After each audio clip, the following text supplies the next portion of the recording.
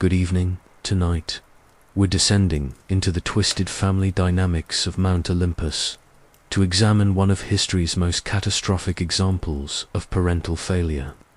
We're talking about Zeus, the so-called king of the gods, whose legendary status as a powerful ruler is matched only by his spectacular incompetence as a father.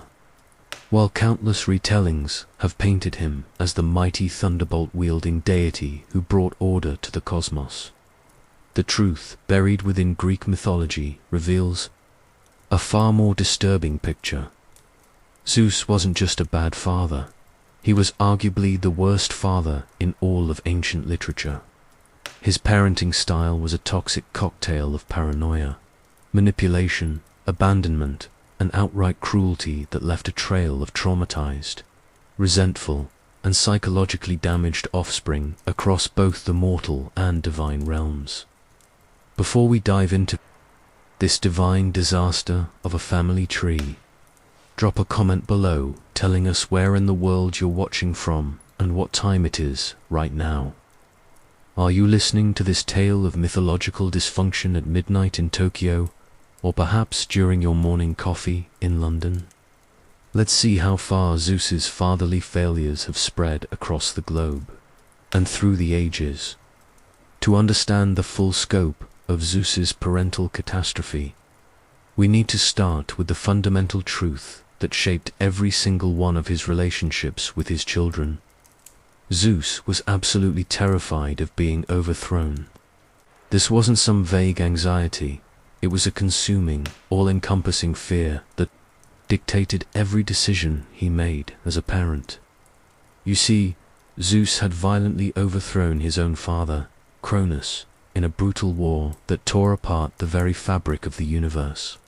Cronus, in turn, had castrated and dethroned his father Uranus in an act of shocking violence. The pattern was clear. In this family, sons killed fathers, and Zeus knew it.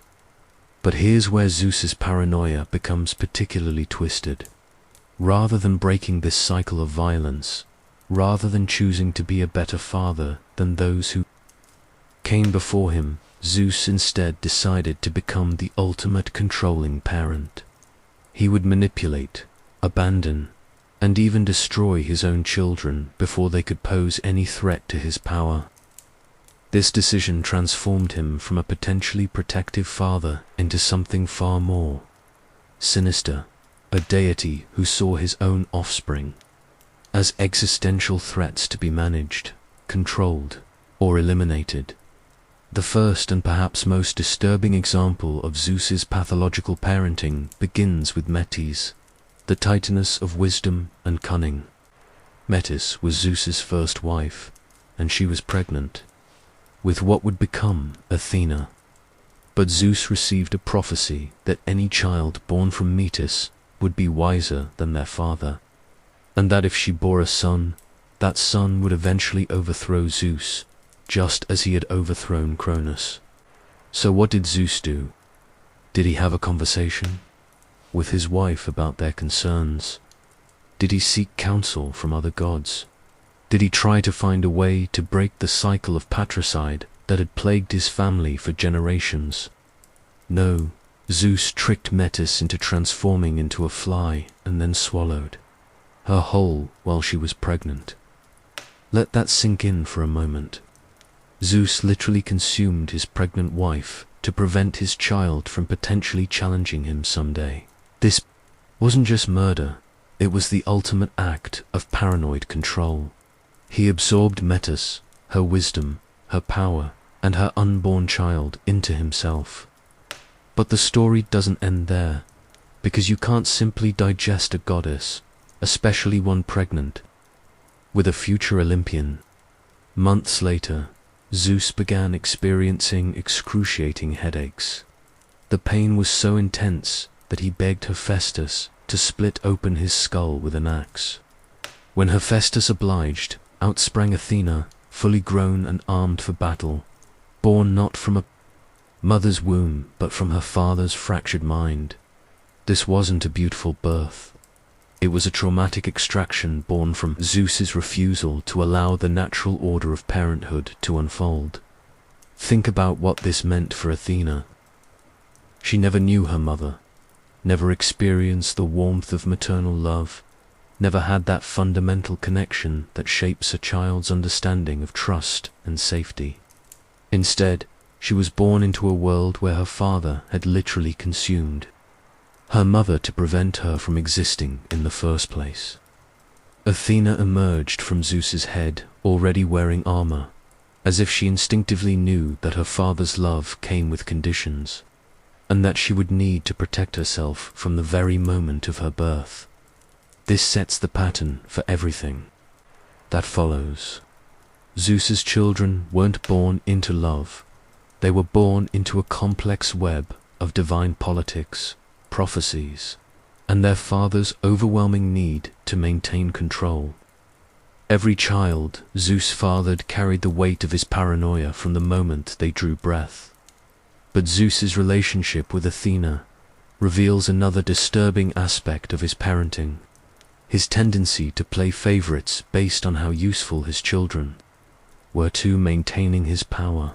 Because Athena emerged from his own head, Zeus convinced himself that she was truly his child, untainted by another mother's influence.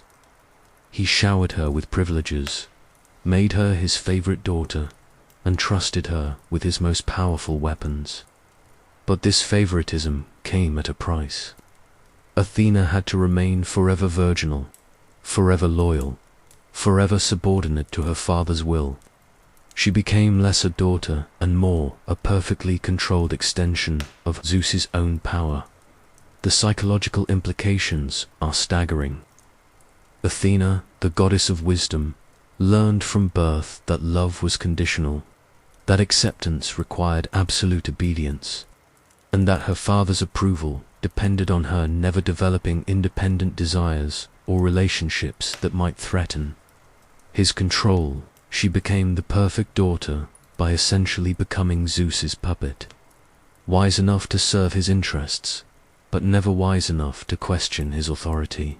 Meanwhile, Zeus's treatment of his other children reveals the devastating consequences of not being the favorite. Take Apollo and Artemis, the twin children of Leto. When Leto was pregnant with Zeus's children, Hera, Zeus's wife, was consumed with jealousy.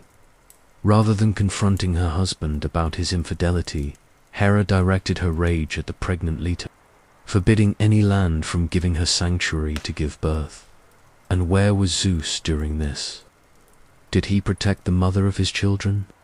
Did he ensure she had a safe place to deliver his twins? Did he stand up to his wife and defend his pregnant lover? Of course not.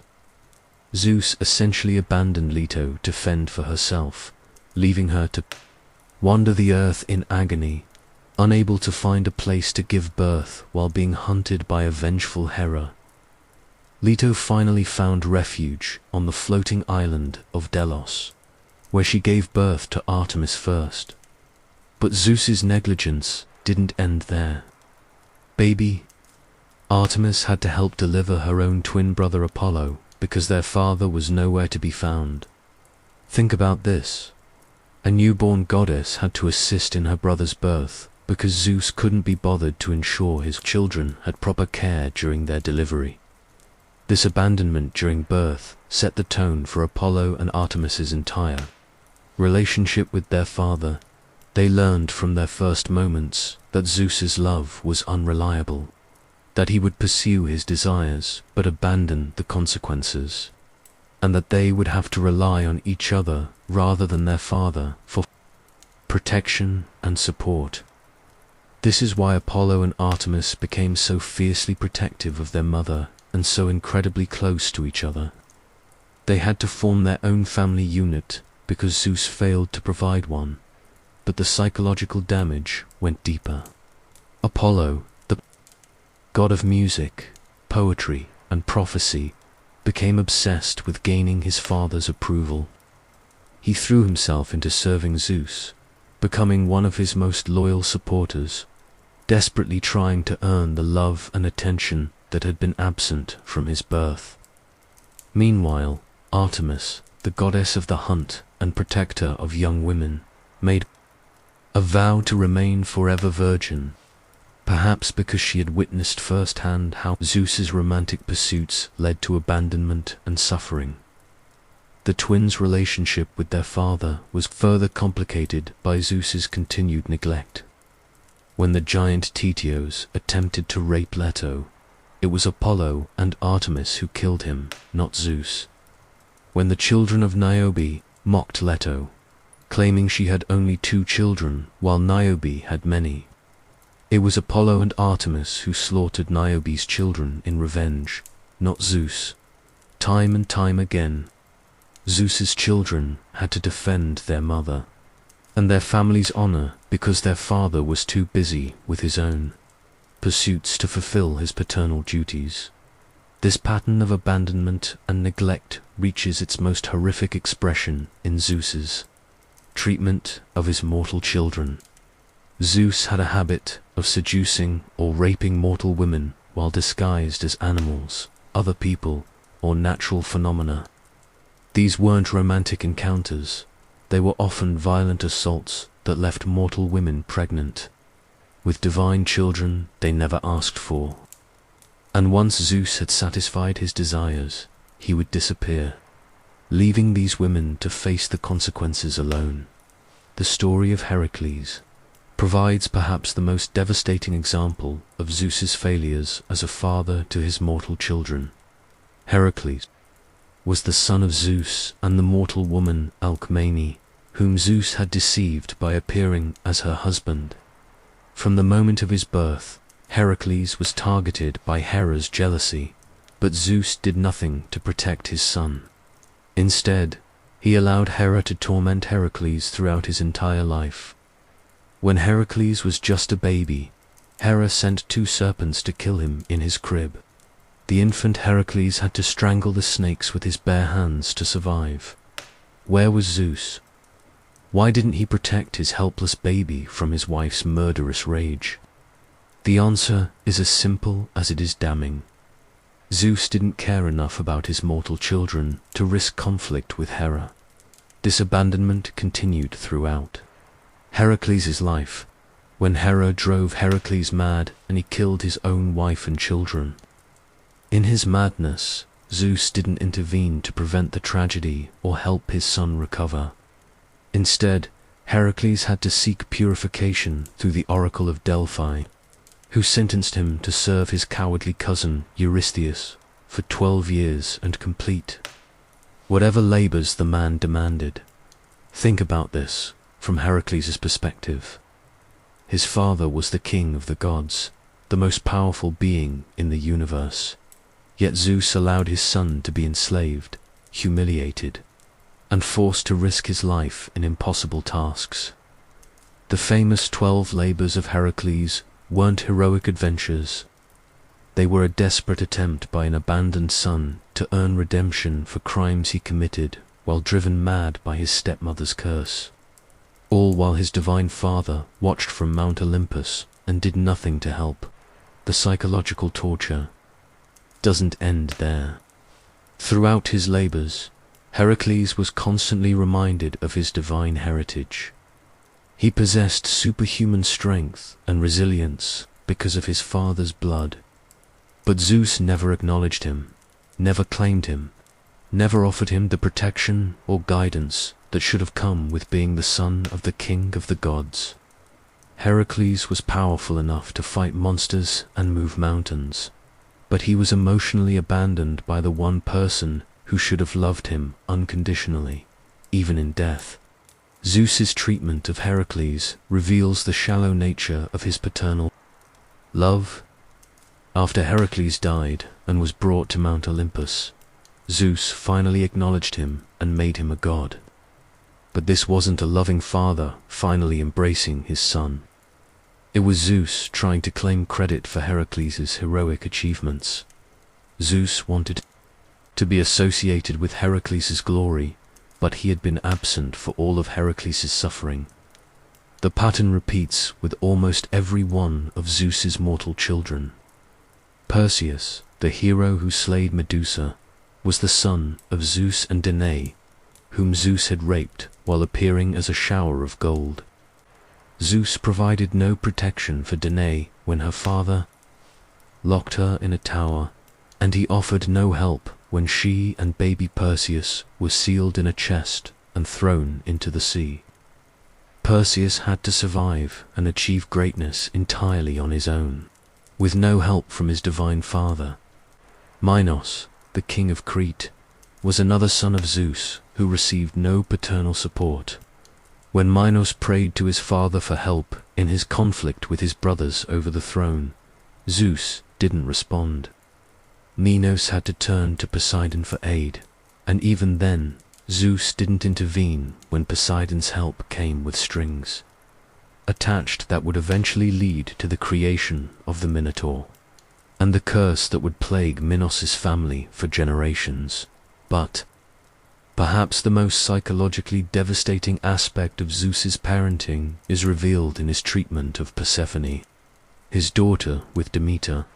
Zeus didn't just abandon Persephone, he actively participated in her trauma.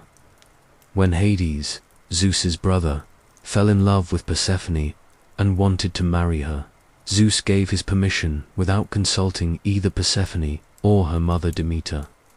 This wasn't an arranged marriage. It was Zeus essentially giving his brother permission to kidnap and rape his own daughter. Think about the horror of this situation. Persephone was playing in a meadow when the earth opened up and Hades dragged her down to the underworld against her will. She was terrified, alone, and trapped in a realm of the dead while her mother searched frantically for her above. And Zeus, her father, had not only allowed this to happen, he had actively facilitated it. When Demeter finally discovered what had happened and demanded her daughter's return, Zeus didn't immediately order Hades to release Persephone. Instead, he tried to negotiate a compromise. He was more concerned with maintaining good relations with his brother than with his daughter's well-being. Even when Demeter's grief caused all crops to fail and mortals began starving, Zeus was reluctant to fully restore Persephone to her mother. The eventual solution reveals Zeus's complete failure to understand the trauma he had inflicted on his daughter. Persephone was forced to spend part of each year in the underworld with Hades, the god who had kidnapped and raped her, and part of each year with her mother. This wasn't a happy compromise. It was a court-ordered visitation schedule with her rapist. Zeus had essentially decided that his daughter's trauma was less important than maintaining diplomatic relations between the three realms. From Persephone's perspective, her father had betrayed her in the most fundamental way possible. He had given another man permission to assault her, had failed to protect her when she needed him most, and had then forced her to continue living with her attacker. The psychological damage of this betrayal cannot be overstated. Persephone learned that her father's love was conditional, that she was a commodity to be traded between male gods, and that her own desires and well-being was secondary to divine politics. Zeus's treatment of Dionysus reveals another disturbing pattern in his parenting: his tendency to use his children as experiments in divine power. Dionysus was the son of Zeus and the mortal woman Semele. When Hera discovered the affair, she appeared to Semele in disguise and convinced her to ask Zeus to appear before her in his true form. Since Zeus had sworn to grant Semele anything she asked, he was forced to appear as the god of thunder and lightning. The divine energy killed Semele instantly, but Zeus managed to save the unborn Dionysus by sewing him into his own thigh. This story is often told as an example of Zeus's quick thinking and paternal care, but look closer and you'll see something far more disturbing. Zeus could have refused Semele's request, could have found a way to protect her from Hera's jealousy, could have prevented the entire tragedy. Instead, he allowed his pregnant lover to be killed and then used his own body as an incubator for their child. Dionysus was literally born from Zeus's thigh, making him the second child to be born from Zeus's body rather than from a mother's womb. But unlike Athena, who was born from Zeus's head and thus associated with wisdom and strategy, Dionysus was born from Zeus's thigh and became the god of wine, madness, and ecstasy. The symbolism is disturbing. Zeus's head children were rational and controlled, while his body children were wild and unpredictable. But the real trauma for Dionysus came after his birth. Because he was born from Zeus's thigh rather than from a mortal mother, Dionysus was caught between the mortal and divine worlds. He wasn't fully accepted by either realm, and Zeus did nothing to help him find his place. Instead, Zeus allowed Dionysus to wander the earth, spreading his cult and struggling to establish his divine authority. This abandonment led to some of the most disturbing stories in Greek mythology. Dionysus's attempts to gain recognition and worship often involved driving people mad, causing them to murder their own family members, or transforming them into animals. The god of wine became a god of vengeance, punishing mortals who refused to acknowledge his divinity. But these weren't the actions of an inherently evil deity. They were the desperate attempts of an abandoned child to force the world to recognize his worth. The most horrific example is the story of Pentheus, Dionysus's own cousin, who refused to acknowledge Dionysus's divinity. Dionysus drove the women of Thebes mad, including Pentheus's mother, Agave. In their madness, the women tore Pentheus apart with their bare hands, with Agave not realizing she had killed her own son until she brought his head back to the city. This wasn't divine justice. It was the action of a traumatized god who had learned from his father that love must be demanded through fear and violence. Zeus's failure to provide Dionysus with proper guidance and recognition created a god who was fundamentally unstable, who oscillated between bringing joy and inflicting horrific punishment. Dionysus became the divine embodiment of Zeus's parenting failures, powerful but unstable, capable of great love but equally capable of devastating vengeance. The psychological impact of Zeus's parenting extends beyond his individual children to affect the entire structure of the divine family. The gods on Mount Olympus weren't a loving family. They were a dysfunctional collection of traumatized individuals competing for their father's attention and approval. Zeus had created an environment where his children were constantly in conflict with each other, where sibling rivalry was encouraged, and where cooperation was seen as a potential threat to his authority. Look at the relationship between Zeus's children, and you'll see the patterns of children raised by a neglectful, controlling parent. Athena and Artemis both remained virgins, perhaps because they had learned that sexual relationships led to abandonment and suffering. Apollo desperately sought his father's approval by serving him faithfully, while Ares, the god of war, acted out violently to get attention. Hephaestus, who was physically disabled, was literally thrown off Mount Olympus by his parents and had to prove his worth through his incredible craftsmanship. The divine family was fractured by Zeus's inability to provide consistent love and support. His children formed alliances and rivalries based not on genuine affection, but on shared trauma and competition for paternal attention. They learned to be suspicious of each other, to compete rather than cooperate, and to view relationships as strategic rather than emotional.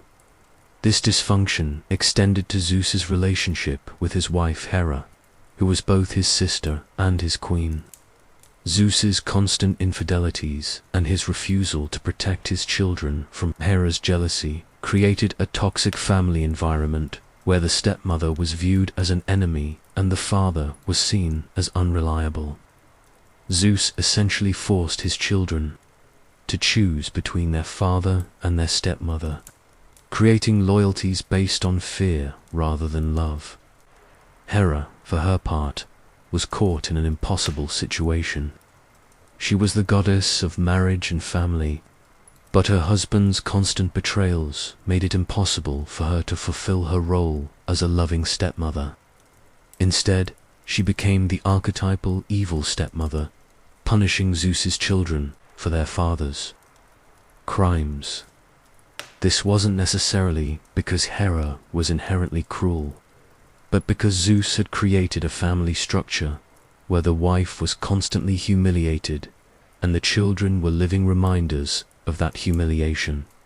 The cycle of dysfunction continued. With Zeus's grandchildren, many of his children went on to become parents themselves, but they carried the trauma of their own upbringing into their parenting. Athena never had children because she had learned that parenthood was dangerous and unpredictable. Apollo became an obsessive lover who pursued nymphs and mortals with the same desperate need for approval that he had shown toward Zeus. Artemis became fiercely protective of young women, perhaps because she had never experienced protection herself as a child. Even Zeus's mortal descendants carried the burden of his parenting failures. The houses of Atreus, Oedipus, and other legendary royal families were cursed with generational trauma, with children murdering parents, spouses betraying each other, and families destroying themselves through violence and betrayal. These weren't just mythological stories. They were explorations of how parental failures cascade through generations, creating cycles of violence and dysfunction that seem impossible to break. The most tragic aspect of Zeus's parenting is that it was entirely preventable. Zeus had the power to break the cycle of violence that had plagued his family for generations. He could have chosen to be a loving, supportive father. He could have protected his children from danger, provided them with guidance and wisdom, and created a stable family environment where they could thrive. Instead, Zeus chose paranoia over love, control over trust, and power over family. He created a family structure based on fear, abandonment, and conditional love. His children learned that affection had to be earned through service, that protection was unreliable, and that their father's love was always secondary to his own needs and desires. The Greek myths don't present Zeus as a villain, but they don't shy away from the consequences of his parenting failures. The stories of his children are filled with trauma, abandonment, and the desperate search for love and recognition. They show us what happens when a parent prioritizes their own needs over their children's well-being, when love is conditional, and when power is more important than family. In the end, Zeus's legacy as a father is one of spectacular failure. He created a generation of gods who were powerful but damaged, capable of great achievements but also capable of terrible vengeance. His children were forced to parent themselves, to find their own path to healing and growth, and to create their own definitions of love and family. The king of the gods, the mighty Zeus who could control the weather and shake the earth with his voice, was utterly defeated by the simple challenge of being a good father. His thunderbolts could shatter mountains, but they couldn't repair the damage he had done to his children's hearts. His divine wisdom could see the future, but it couldn't help him understand that his children needed love more than they needed his power. Zeus's story serves as a timeless reminder that true strength isn't measured in power or control, but in the ability to love, protect, and nurture those who depend on us. His failures show us that even the mightiest among us can be brought low by their inability to connect with and care for their children.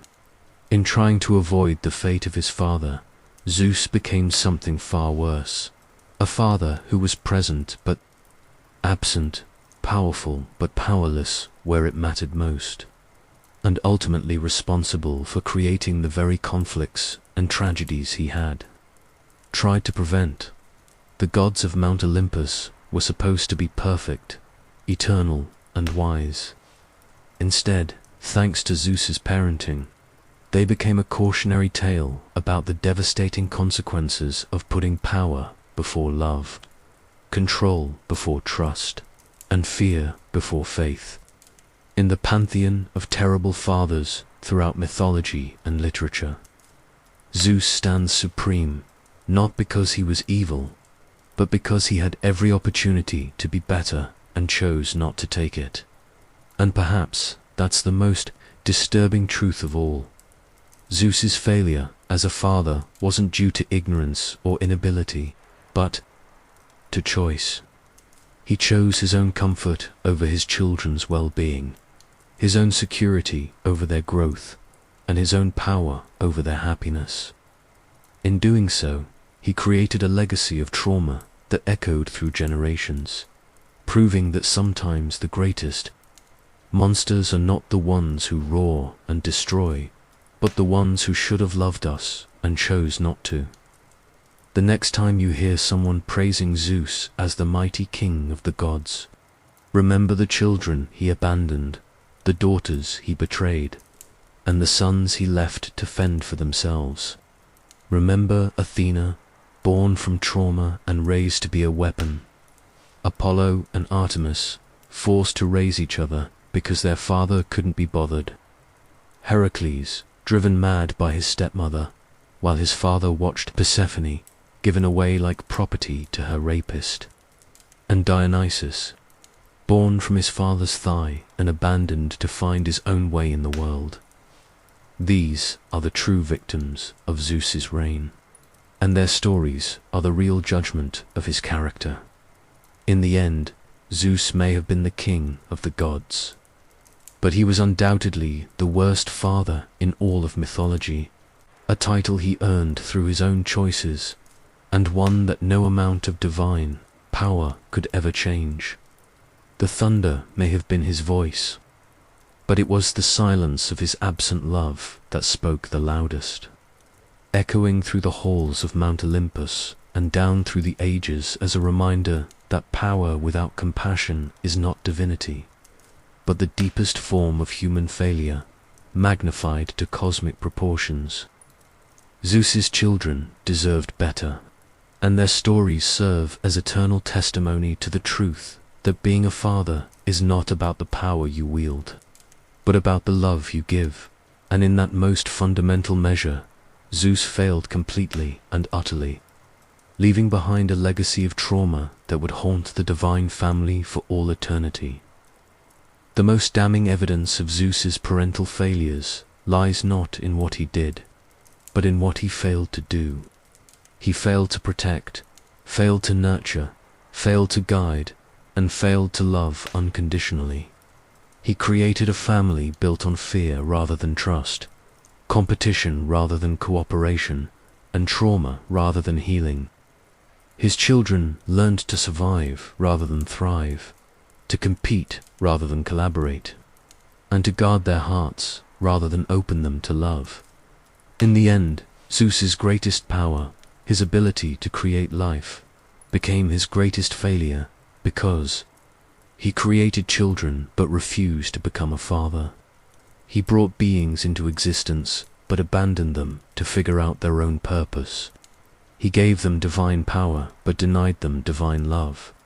And in doing so, he proved that even the king of the gods could be brought low by the simple inability to love his own children.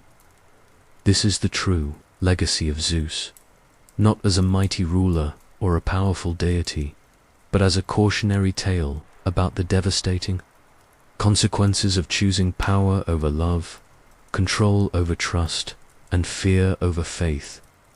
His children's stories continue to resonate because they speak to the fundamental human need for parental love and the devastating consequences when that love is withheld or conditional.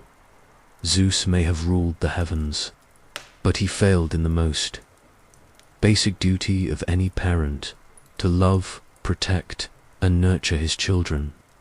In that failure, he lost not just his children's love, but his own claim to greatness.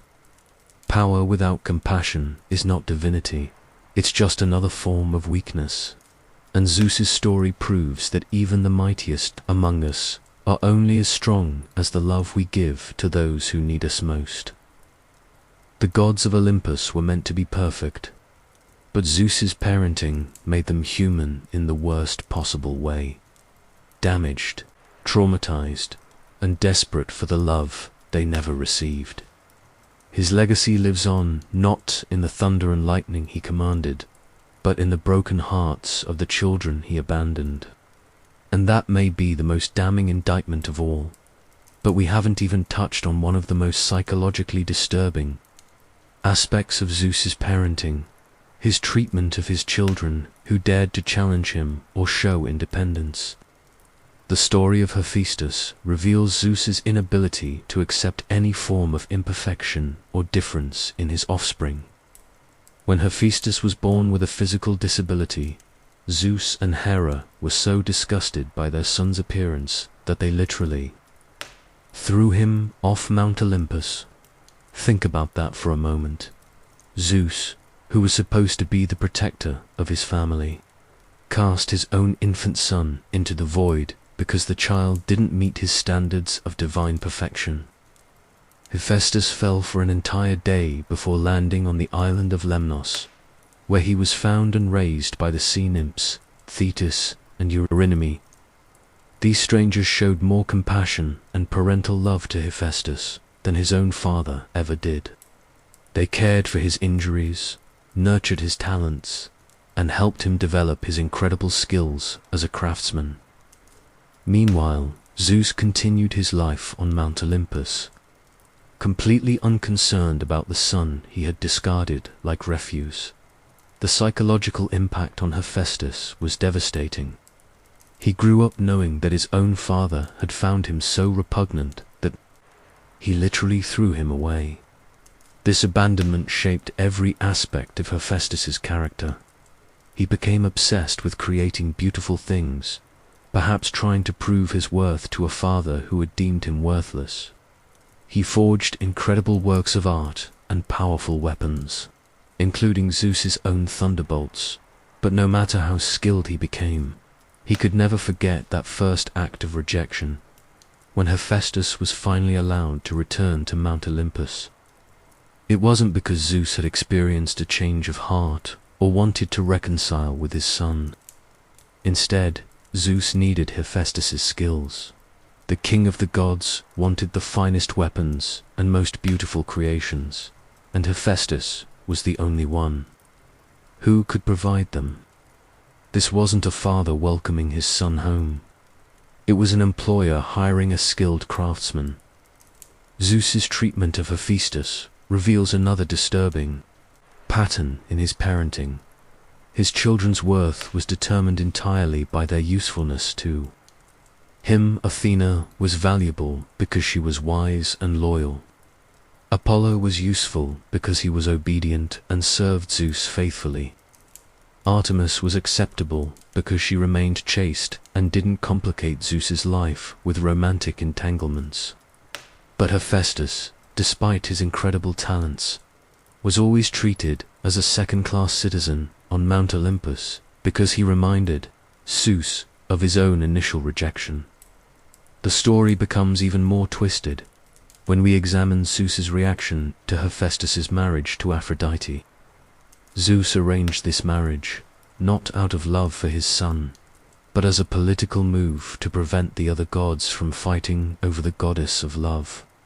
He essentially used his disabled son as a solution to a diplomatic problem, giving him a wife who would inevitably be unfaithful and cause him further humiliation. When Aphrodite inevitably cheated on Hephaestus with Ares, Zeus's reaction was telling. He didn't support his son or condemn Aphrodite's betrayal. Instead, he found the whole situation amusing, as did the other gods.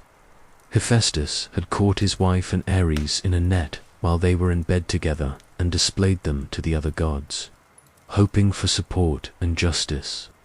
Instead, he was mocked and ridiculed while his father watched and laughed. This incident reveals Zeus's complete lack of empathy for his son's pain. Hephaestus had been abandoned at birth, raised by strangers, brought back only when he was useful, married to a woman who didn't love him, and then publicly humiliated when that marriage predictably failed. At every step, Zeus had either actively caused his son's suffering or failed to prevent it. Yet Zeus felt no responsibility for the pain he had inflicted. The treatment of Hephaestus also highlights Zeus's shallow understanding of fatherhood. He seemed to believe that providing his son with a place on Mount Olympus and a role as the divine craftsman was sufficient. He never considered that Hephaestus might need emotional support, understanding, or simply a father's love. Zeus treated his son like a valuable employee rather than a beloved child, and he never seemed to understand why this wasn't enough. This pattern of emotional neglect extends to Zeus's treatment of Ares, his son with Ares. Ares was the god of war, violent and bloodthirsty, but his aggression wasn't born in a vacuum. It was the product of growing up in a household where violence was the primary means of communication and where love was expressed through domination and control. Zeus openly despised Ares, calling him the most hateful of all his children. But Zeus never examined why his son had become so violent and aggressive.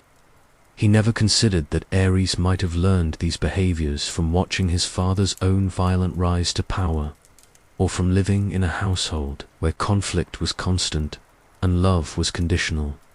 Instead of trying to understand or help his son, Zeus simply rejected him. He tolerated Ares because war was necessary for the cosmic order, but he made it clear that he found his son personally repugnant. This rejection only made Ares more desperate for attention and approval, leading to increasingly violent and destructive behavior. The psychological dynamic between Zeus and Ares reveals one of the most damaging aspects of Zeus's parenting, his inability to see his own flaws reflected in his children. Ares was violent because Zeus was violent. Ares was aggressive because Zeus had created a family environment where aggression was rewarded. Ares was desperate for approval because Zeus withheld his love and acceptance. Yet Zeus blamed his son for these traits without ever acknowledging his own role in creating them. This brings us to perhaps the most disturbing aspect of Zeus's parenting, his use of his children as weapons against each other. Zeus didn't just fail to protect his children from outside threats, he actively pitted them against each other to maintain his own power. He encouraged competition between his children, rewarded those who served his interests, and punished those who showed independence or challenged his authority. The rivalry between Athena and Poseidon over the patronage of Athens is a perfect example of this manipulation. Rather than making the decision himself, Zeus forced his daughter and brother to compete for the honor, knowing that this competition would create lasting resentment and prevent them from forming an alliance against him. He turned what should have been a simple administrative decision into a contest that would damage family relationships for generations. Similarly, Zeus's treatment of his children during the Trojan War reveals his willingness to use them as pawns.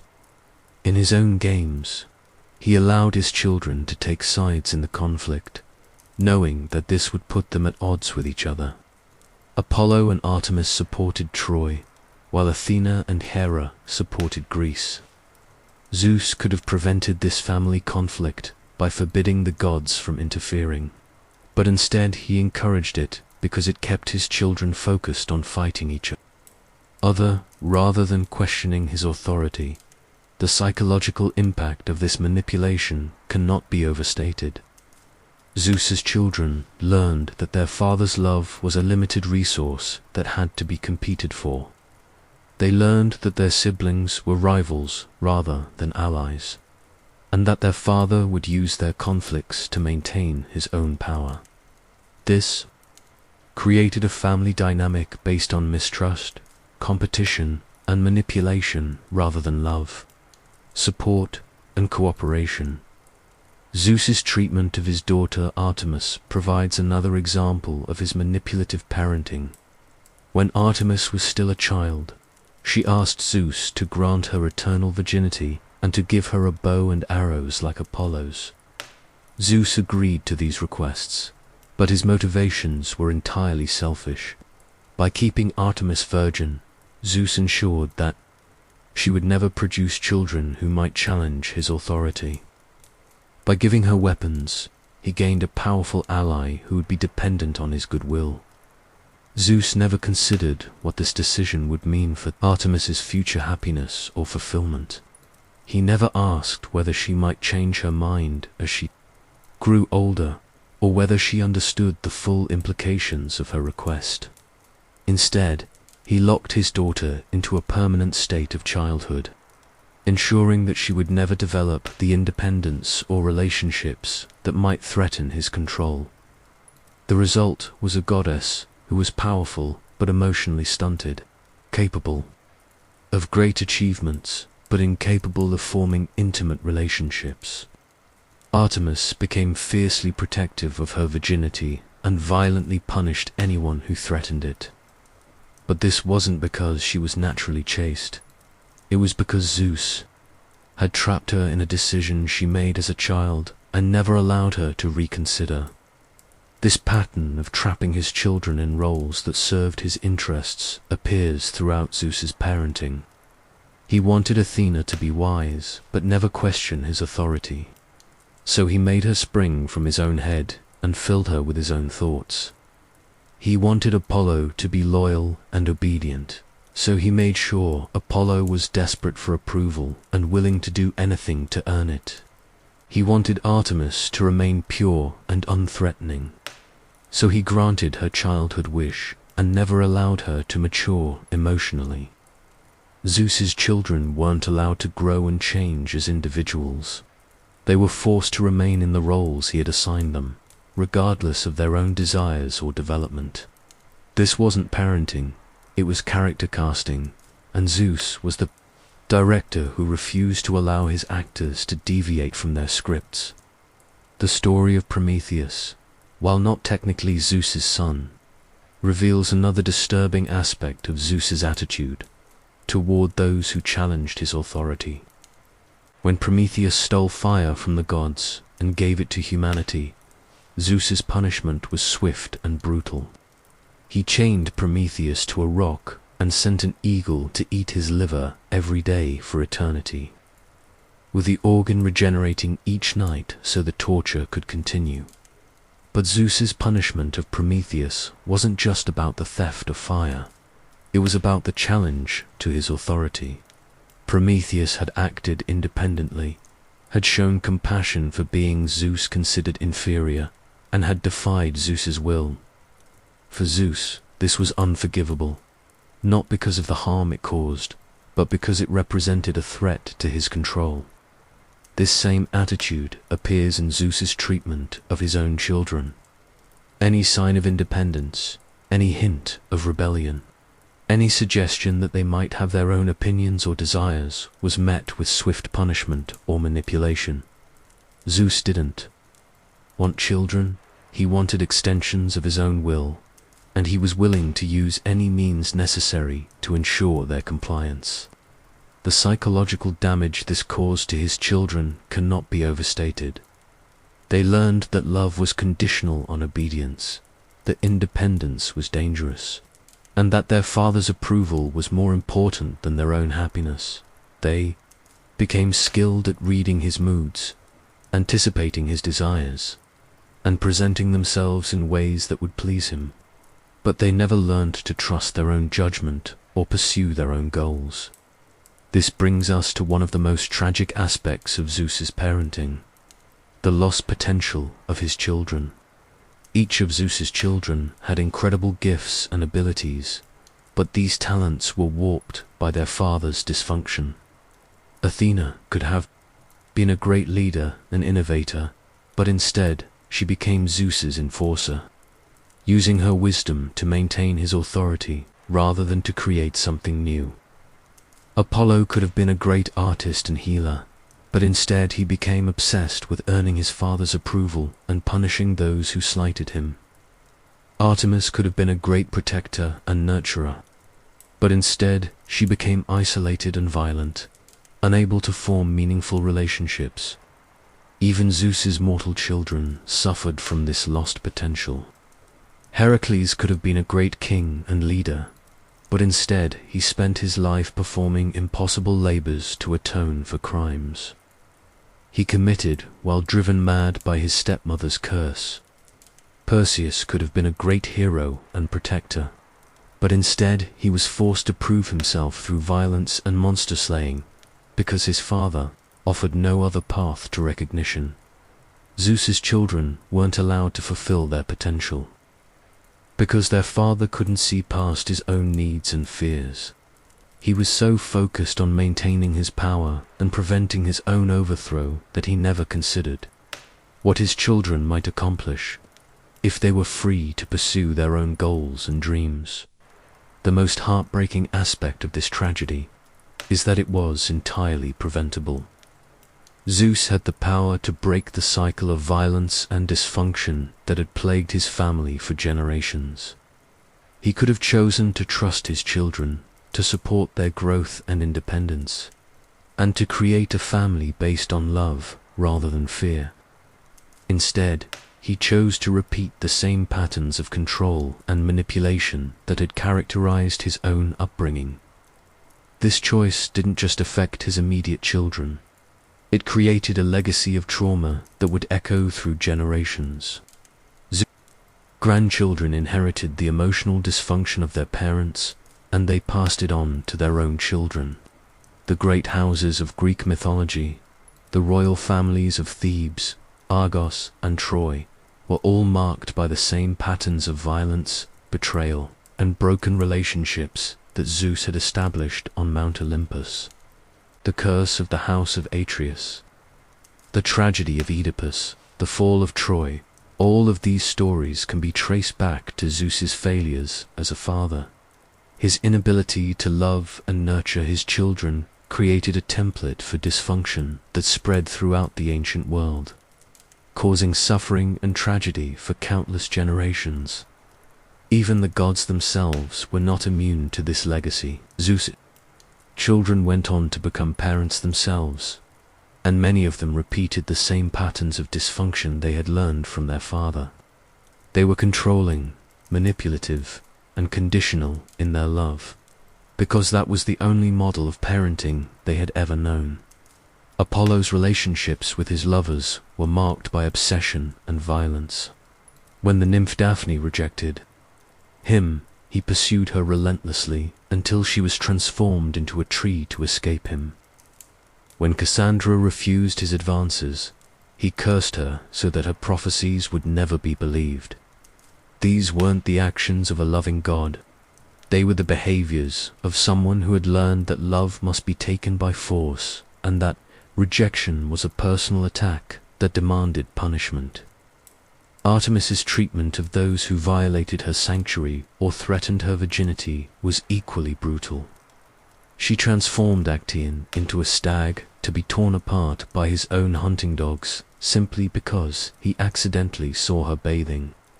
She killed Orion, one of the few beings she seemed to care about, either through jealousy or manipulation by Apollo. These extreme reactions weren't signs of divine justice. They were the responses of someone who had learned that trust was dangerous and that vulnerability must be punished. Even Athena, the supposedly wise and rational goddess, showed the same patterns of dysfunction. Her treatment of Arachne, the mortal weaver who dared to challenge her skill, was cruel and excessive. She transformed the girl into a spider for the crime of being talented and proud. Her support for heroes like Odysseus was conditional on their serving her interests, and she abandoned them when they were no longer useful.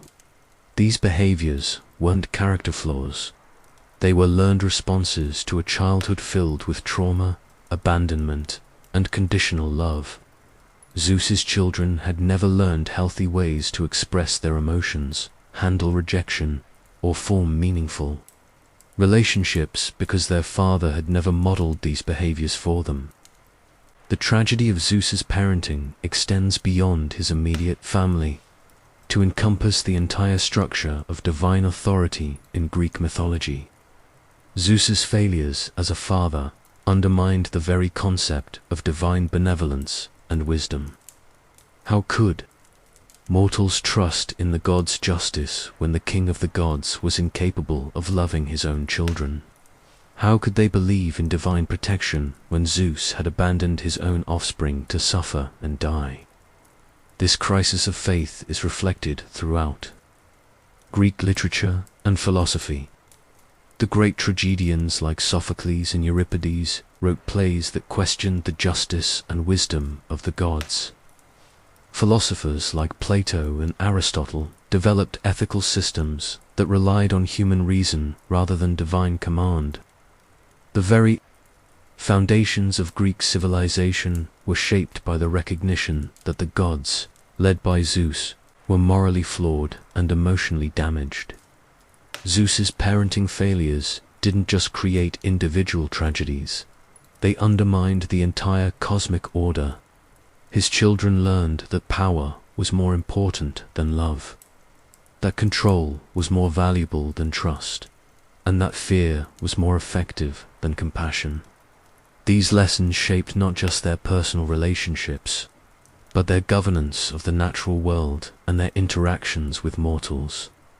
The result was a universe where natural disasters were expressions of divine anger, where justice was arbitrary and cruel, and where mortals lived in constant fear of inadvertently offending the gods.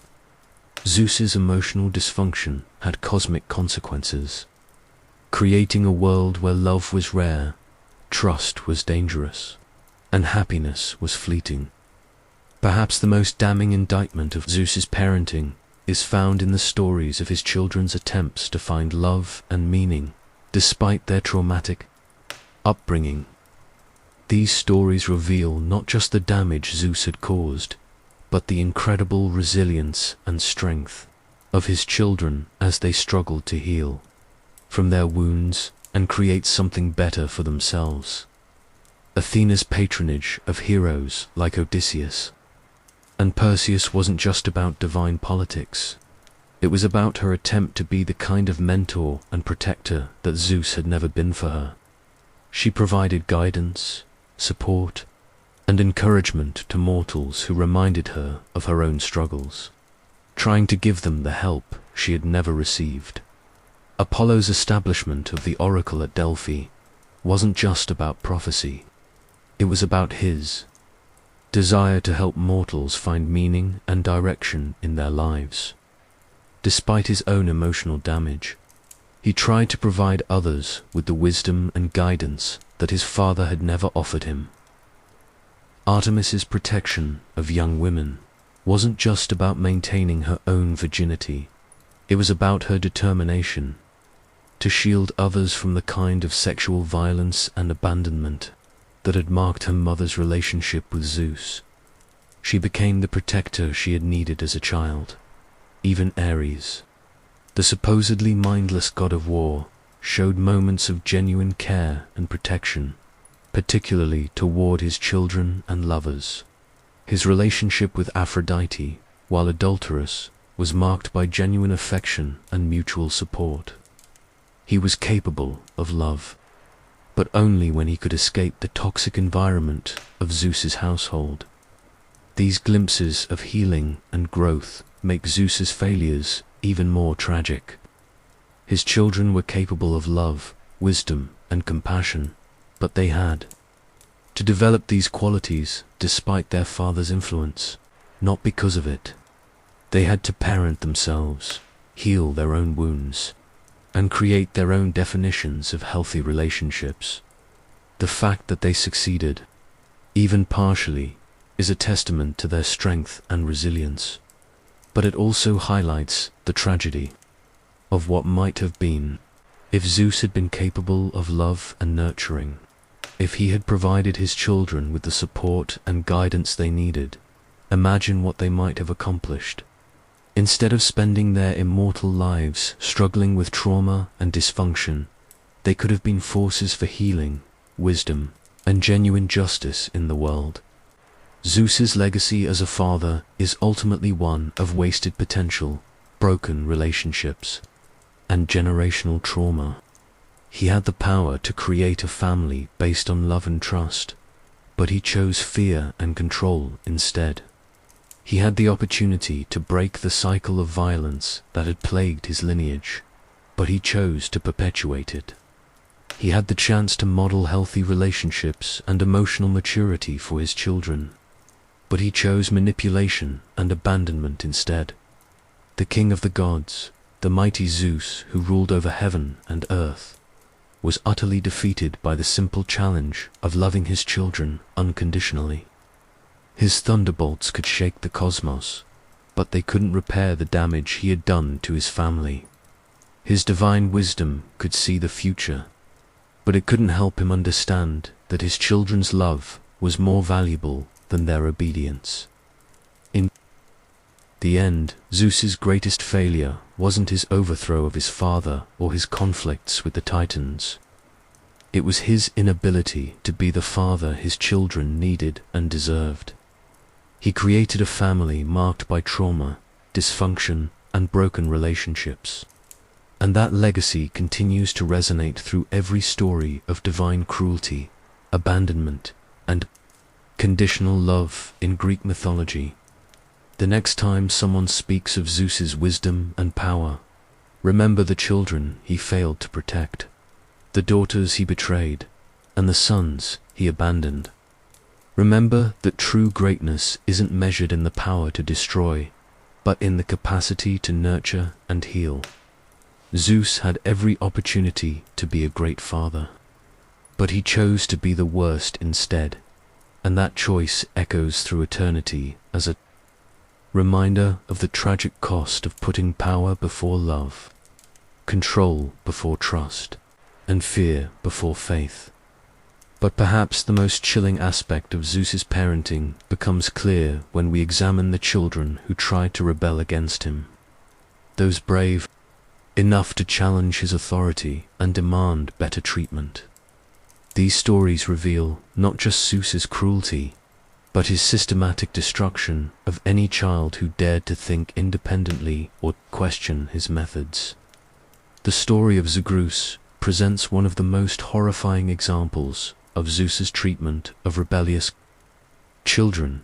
Zagreus was Zeus's son with Persephone, born in secret while Persephone was in the underworld. Zeus had grand plans for this child, intending Zagreus to be his heir and successor. But when the Titans, still loyal to the old order, discovered the child's existence, they tore him apart and devoured him while Zeus watched from afar. Now, you might think this was a tragic accident, a case of Zeus being unable to protect his son from ancient enemies. But the truth is far more disturbing. Zeus had the power to stop the Titans. He could have intervened, could have saved his son, could have prevented the horrific murder. Instead, he allowed it to happen because Zagreus had begun to show signs of independence, of thinking for himself, of potentially challenging Zeus's authority in the future. The resurrection of Zagreus as Dionysus wasn't an act of fatherly love. It was Zeus's attempt to create a more controllable version of his son. The reborn Dionysus was wild, unpredictable, and emotionally unstable. Exactly the kind of child who would never pose a serious threat to Zeus's throne. Zeus had essentially allowed his son to be murdered and reborn as a damaged version of himself, all to maintain his own power. This pattern of destroying rebellious children appears throughout Zeus's parenting. Any child who showed too much independence, too much wisdom, or too much potential for leadership found themselves facing their father's wrath. Zeus didn't want strong, independent children who might challenge him. He wanted broken, dependent children who would serve his interests. Treatment of his various mortal children follows this same pattern. Those who tried to claim their divine heritage, who demanded recognition or support from their father, often found themselves facing impossible challenges or divine punishment. Perseus succeeded in his heroic quests, not because Zeus helped him, but because he never asked for help.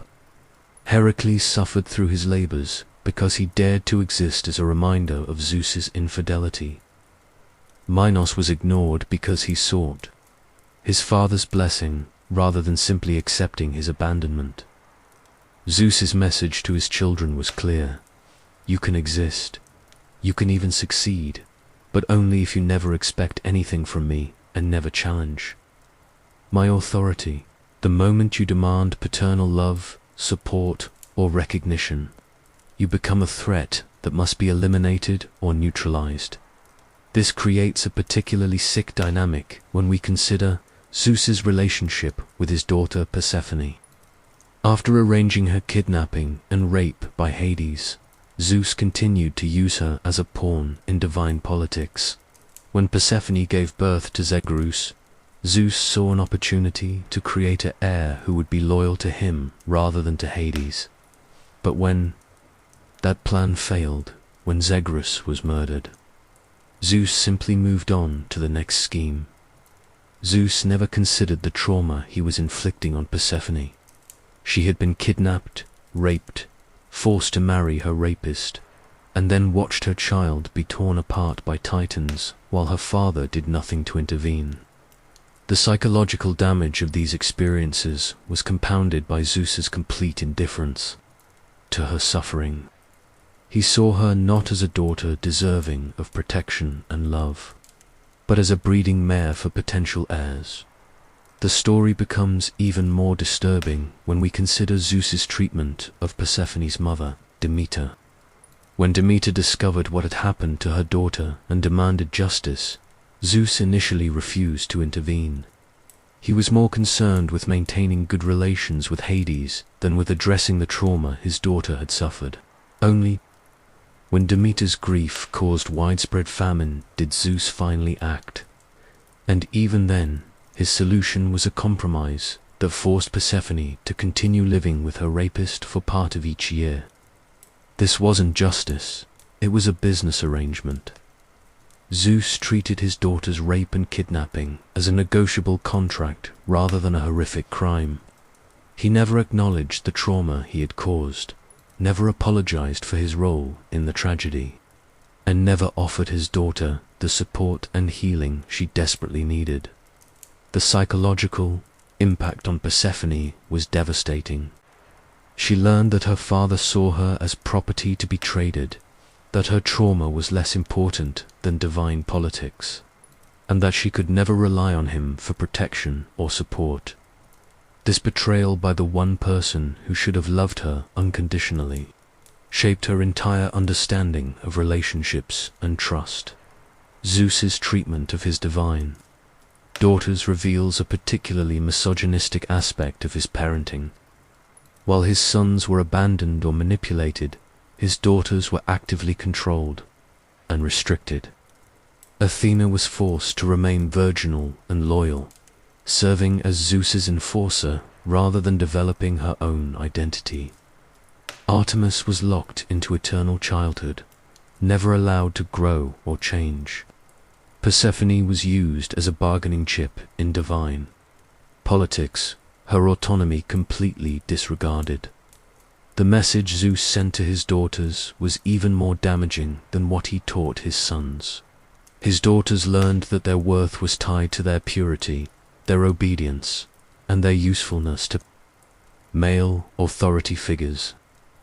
They learned that their own desires and ambitions were irrelevant, that their bodies and futures could be decided by others, and that rebellion would be met with swift and brutal punishment.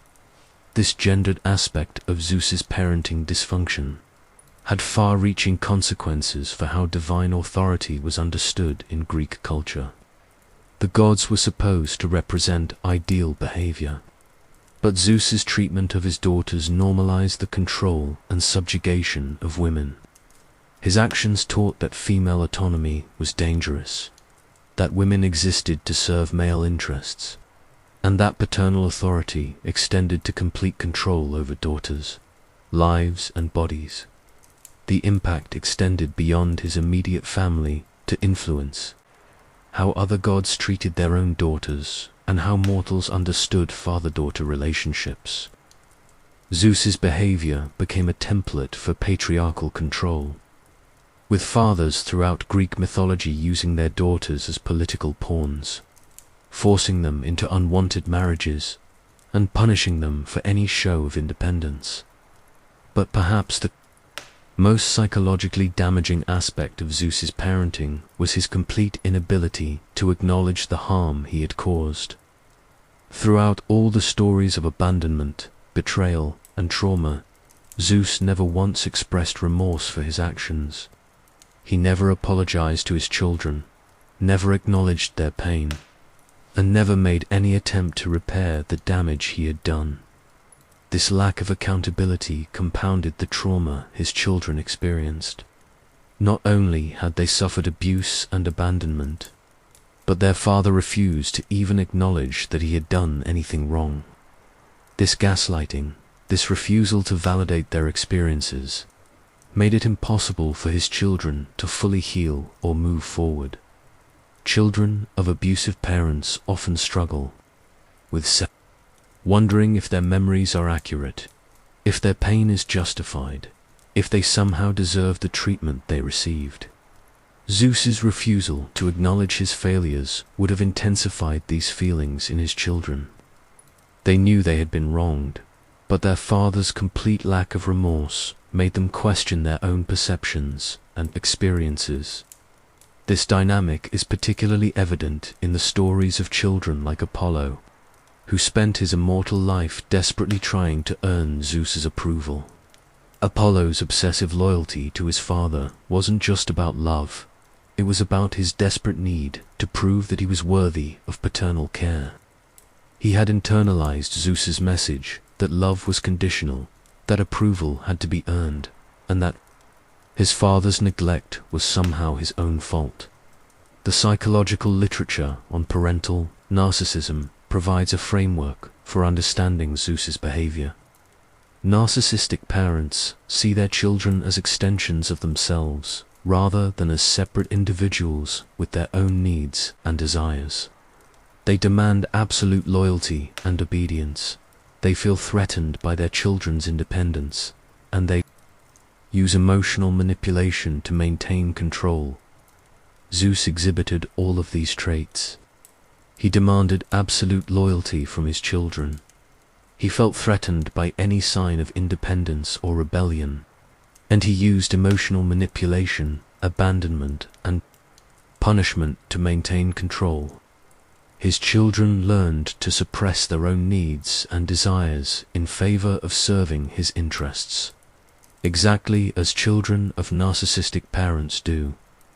The long-term effects of this kind of parenting are well documented. Children of narcissistic parents often struggle with self-esteem, have difficulty forming healthy relationships, and may develop their own narcissistic or codependent behaviors. They may become overachievers, desperately seeking approval, or they may rebel through destructive behaviors. They often have difficulty trusting others and may struggle with intimacy throughout their lives. All of these patterns are evident in Zeus's children. Athena became an overachiever who never questioned authority. Apollo desperately sought approval through loyal service. Artemis isolated herself from relationships entirely. Ares acted out through violence and aggression. Threw himself into his work, creating beautiful objects, but struggling with personal relationships. Dionysus oscillated between seeking love and inflicting punishment, never finding emotional stability. These weren't character flaws, they were trauma responses.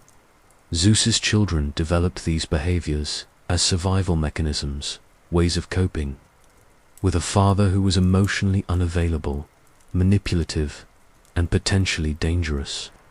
Their various dysfunctions were symptoms of the psychological damage Zeus had inflicted on them.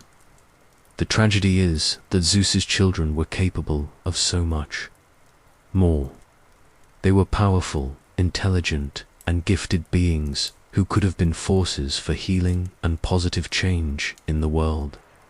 Instead, they spent their immortal lives struggling with the trauma their father had inflicted, passing that trauma on to others, and perpetuating the cycle of dysfunction that Zeus had created. Zeus's parenting failures also revealed the fundamental contradiction at the heart of Greek mythology. The gods were supposed to represent perfection, wisdom, and justice. But Zeus's behavior showed that divine power without emotional maturity was actually more dangerous than mortal weakness. His children would have been better off with loving, mortal parents than with a divine father who was incapable of love. This contradiction undermined the entire theological framework of Greek religion. How could mortals be expected to worship and emulate gods who were emotionally damaged and morally flawed? How could they trust in divine justice when the king of the gods was himself unjust?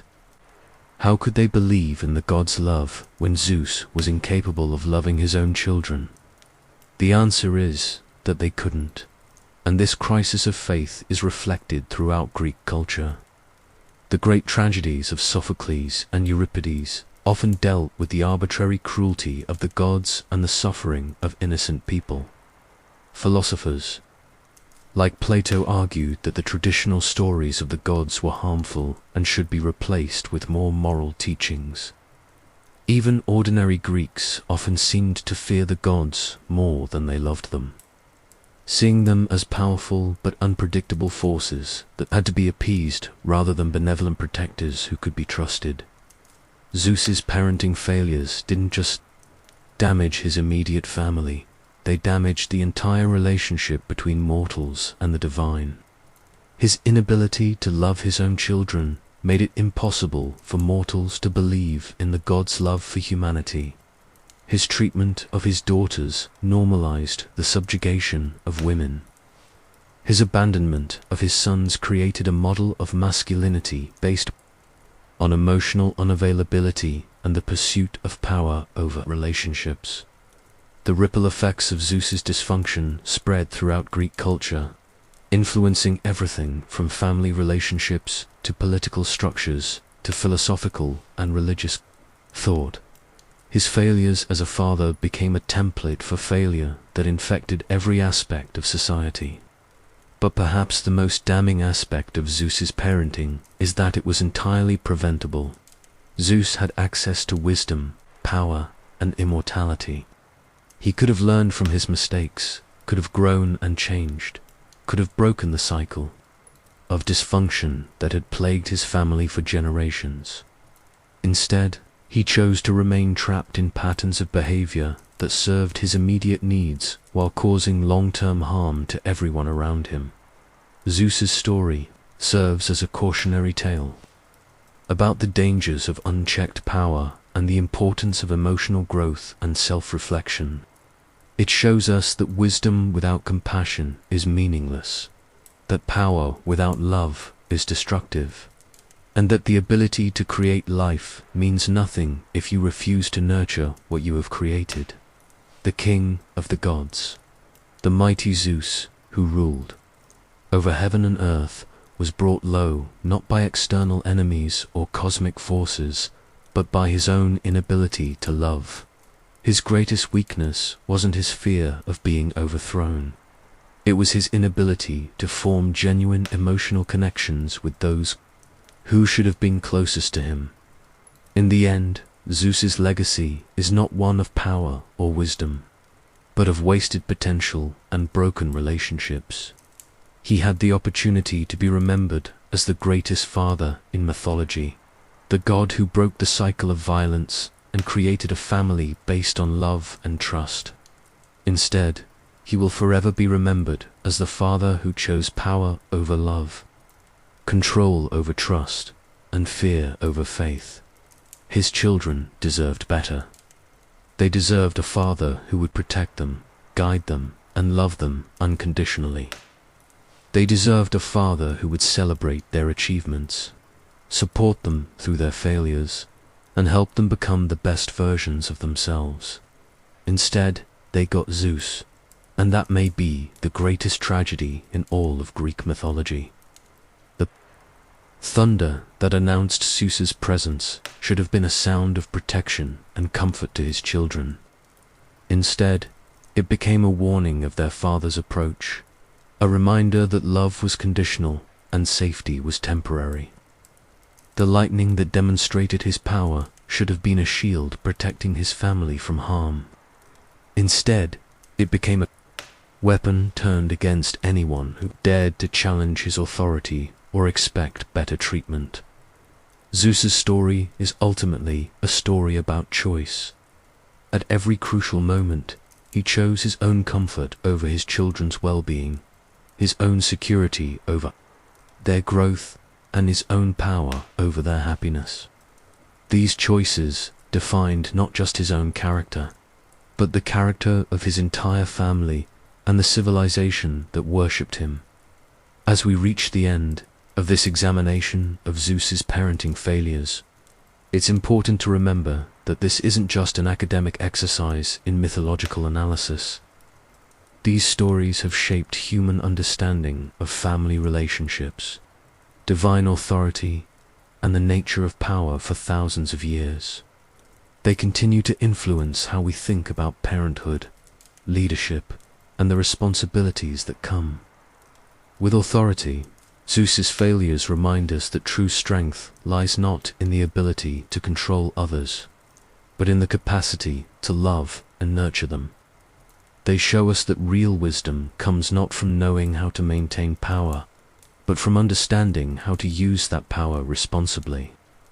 They teach us that the most important legacy we can leave is not the monuments we build or the battles we win, but the love we give to those who depend on us.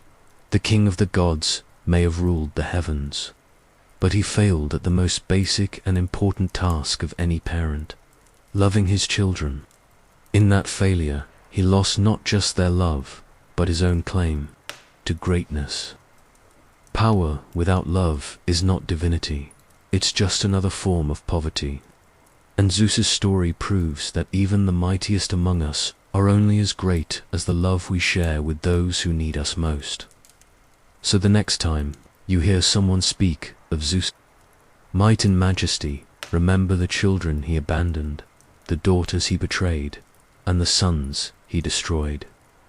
Remember that true greatness is measured not in thunderbolts and lightning, but in the quiet moments of comfort, guidance, and unconditional love that every child deserves.